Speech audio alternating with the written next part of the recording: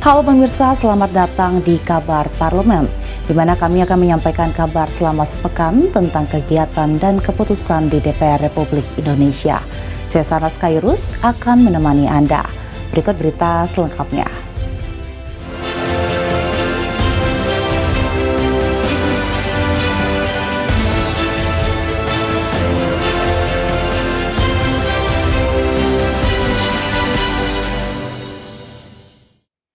DPR RI meminta Kapolri untuk menindak tegas Kapolres Ngada AKBP Pajar Widya Dharma Lukman Suma Atmaja yang menjadi tersangka kasus narkoba dan tindakan asusila.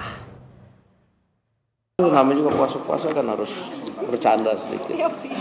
Perihal tersebut disampaikan Wakil Ketua DPR RI Sufmi Dasko Ahmad di Gedung Parlemen DPR MPR Senayan Jakarta Senin siang. Sufmi mengaku bahwa dirinya selaku pimpinan DPR RI sudah melakukan komunikasi dengan Kepala Kepolisian Republik Indonesia Kapolri.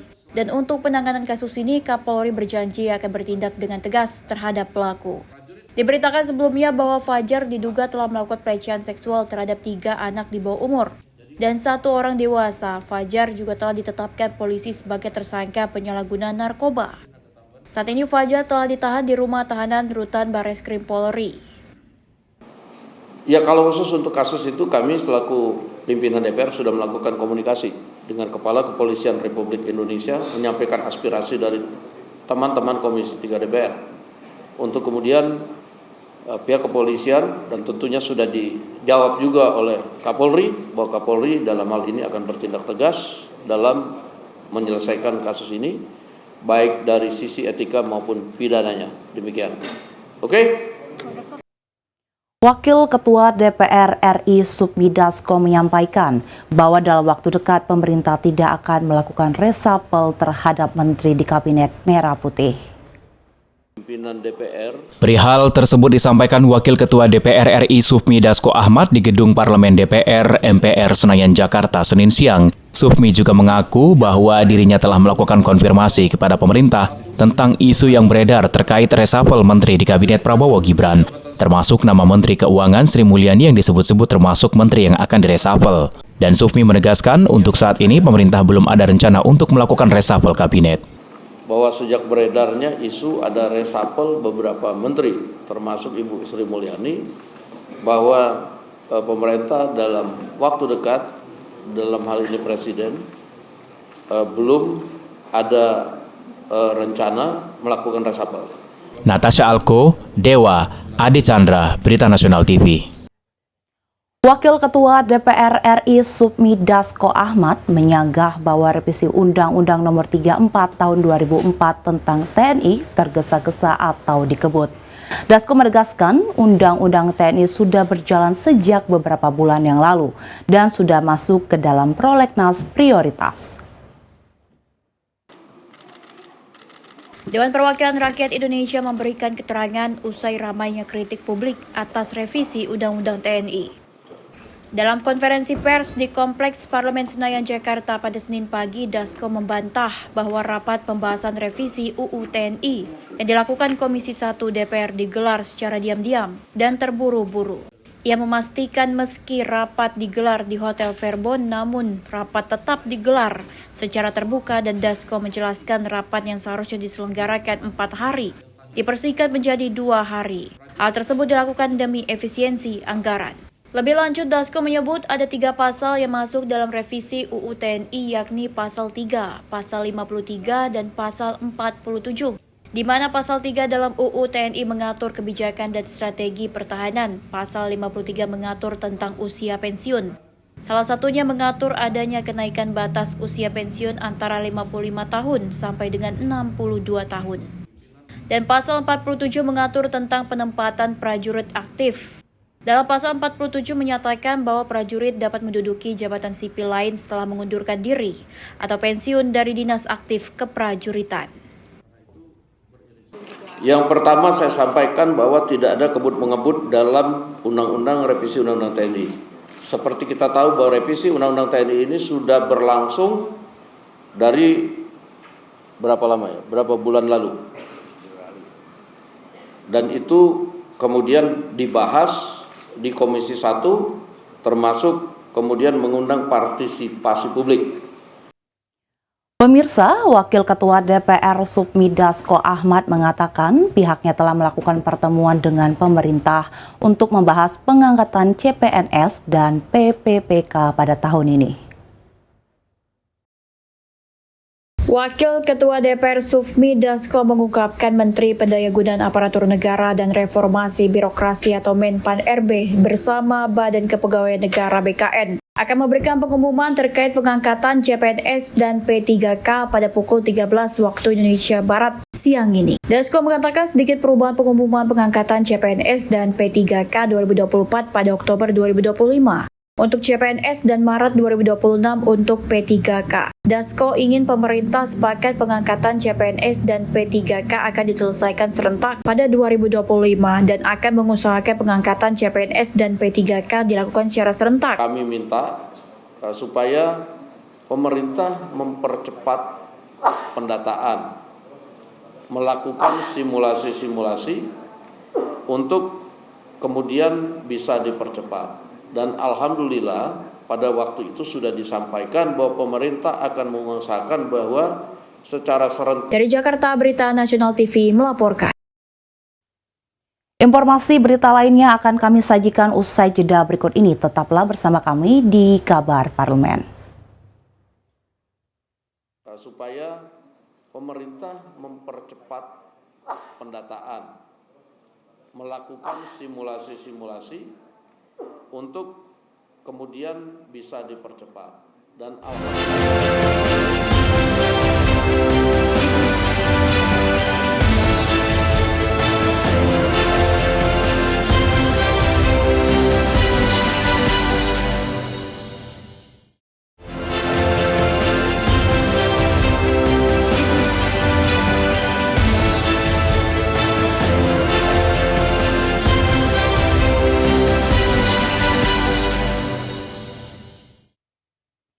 Pimpinan DPR bersama jajaran Komisi 6 melakukan sidak ke stasiun kereta api Pasar Senen selama menjelang arus mudik Lebaran Jakarta.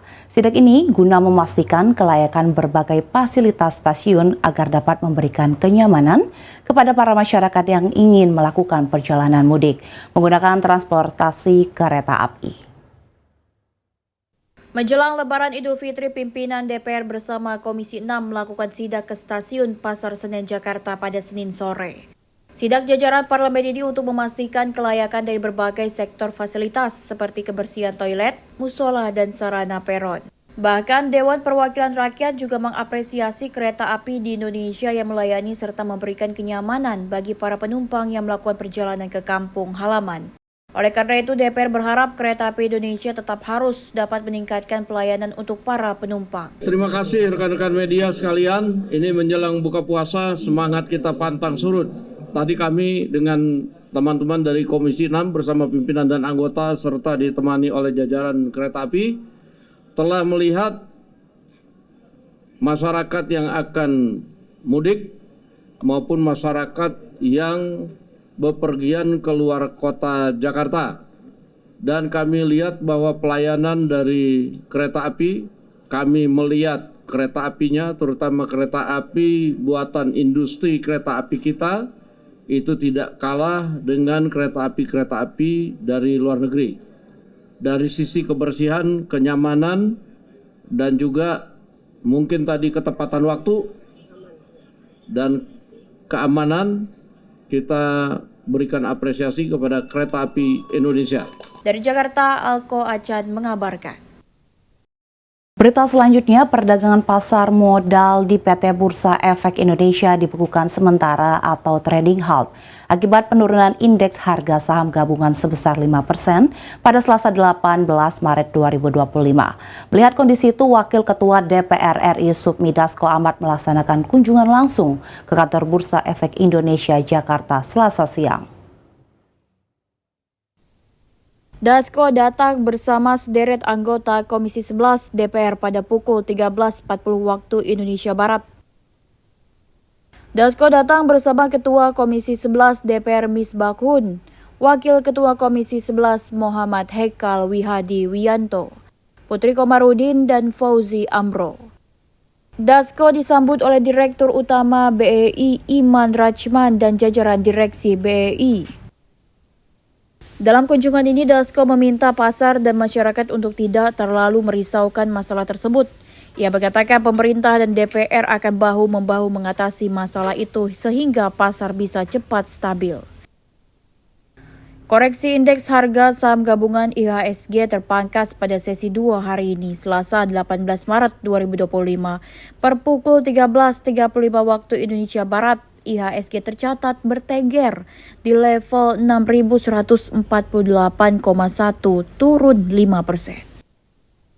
Koreksi IHSG pada sesi ini lebih baik bila dibandingkan dengan sesi 1 yang ditutup turun 6,12%. Hal ini menyebabkan Bursa Efek Indonesia menghentikan perdagangan sementara atau trading halt IHSG. Adapun pada awal sesi 2 sebanyak 650 saham turun, 65 naik dan 242 tidak bergerak. Melakukan kunjungan untuk support dan meyakinkan kepada pasar untuk tetap tenang. Bahwa kemudian kami akan mendukung pemerintah untuk hadir dan mengambil langkah-langkah yang dianggap perlu dalam tempo yang cepat-cepatnya untuk mengembalikan pasar supaya stabil. Demikian, mudah-mudahan ini dapat membantu dan menenangkan pasar. Terima kasih. Wakil Ketua DPR RI Supmi Dasko Ahmad meyakini telah memahami dan menemukan titik temu dari pertemuan antara aktivis dengan DPR terkait penolakan revisi Undang-Undang TNI.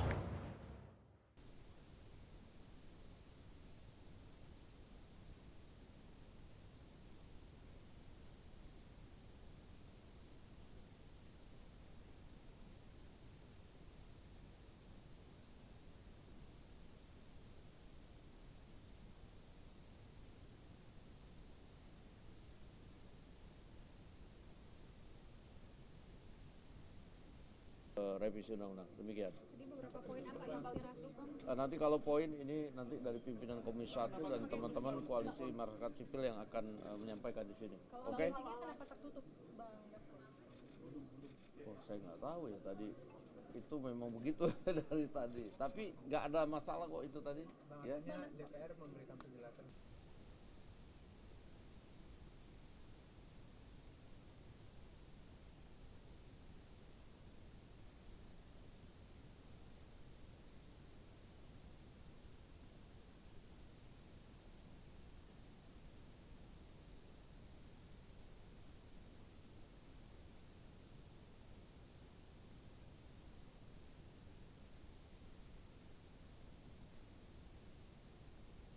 Masyarakat sipil, pertemuan tadi berjalan dengan hangat, lancar, diskusi dan dialog yang membangun dan ada kesepahaman dari kedua belah pihak. Insya Allah saya pikir ada titik temu dan kita akan lakukan ini tidak cuma kali ini untuk kemudian setiap pembahasan revisi undang-undang. Demikian. Partai Keadilan Sejahtera PKS menyatakan setuju terkait revisi Undang-Undang TNI. Bagi PKS, revisi Undang-Undang TNI adalah untuk menguatkan posisi TNI namun tidak melanggar supremasi sipil. Partai Keadilan Sejahtera PKS menyatakan setuju terkait revisi Undang-Undang TNI. Bagi PKS, revisi UU TNI adalah untuk menguatkan posisi TNI namun tidak melanggar supremasi sipil. Hal tersebut disampaikan Jazuli Juwaini, Ketua Fraksi Partai Keadilan Sejahtera PKS di DPR RI Selasa malam dalam acara buka puasa bersama dengan kader PKS dan awak media di kawasan Pejaten, Jakarta Selatan Selasa sore. Jazuli juga menambahkan bahwa revisi UU TNI ini dipastikan tidak membuat atau mengembalikan dui fungsi TNI. RUU TNI hanya merevisi peran TNI dan batasan usia prajurit TNI. Rencananya revisi Undang-Undang TNI akan dilanjutkan ke paripurna untuk disahkan menjadi undang-undang. Paripurna terdekat dilaksanakan pada Kamis 20 Maret 2025. Kalau sikap PKS sudah menyatakan setuju, kenapa PKS setuju? Pertama, semangatnya revisi undang-undang ini adalah menguatkan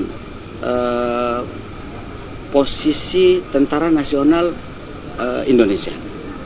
Sebagai bangsa yang ingin bermarwah tinggi, itu tentaranya harus kuat. Tentaranya harus kuat. Setuju nggak kalian? Negara kalau nggak ada tentaranya bagaimana? Kuat nggak dia? Berwibawa apa nggak? Ya kan?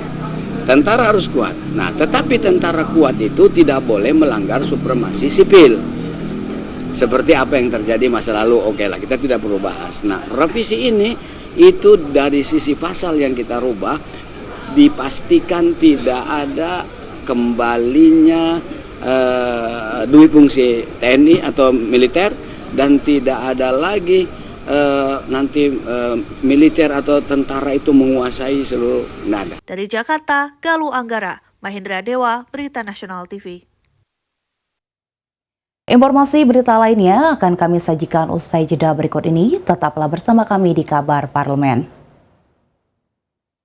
Pembagian sembako bagi karyawan DPR RI dan santunan anak yatim di daerah Jabodetabek sebanyak 200. Kalau pembagian sembako karyawan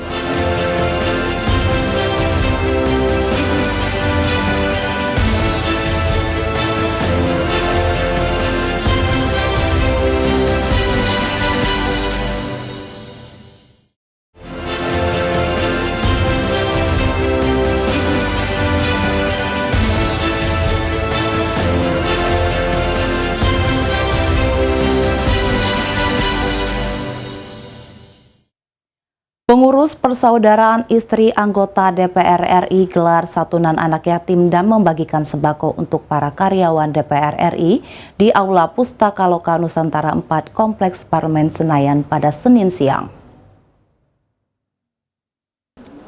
Acara tersebut turut dihadiri para pimpinan DPR yakni Ketua DPR RI Puan Maharani, Wakil Ketua DPR RI Sufmi Dasko Ahmad, serta Wakil Ketua DPR RI lainnya Adis Kadir, Cucun Ahmad, serta Saan Mustafa. Selain itu hadir dalam acara yakni Ketua PIA Lita Anastasia, Wakil Ketua PIA Eis Handayani, dan Sekretaris PIA Nurul Anastasia. Ketua PIA Lita Anastasia menjelaskan selain santunan kepada anak yatim dan karyawan DPR, santunan ini juga diberikan kepada korban banjir berupa beras, minyak, gula, sarden, mie hingga telur. Oleh karena itu, ia berharap PIA dapat terus berpartisipasi melakukan kegiatan positif tersebut setiap tahun di bulan Ramadan. pembagian sembako bagi karyawan DPR RI dan santunan anak yatim di daerah Jabodetabek sebanyak 200. Kalau pembagian sembako karyawan 1.682.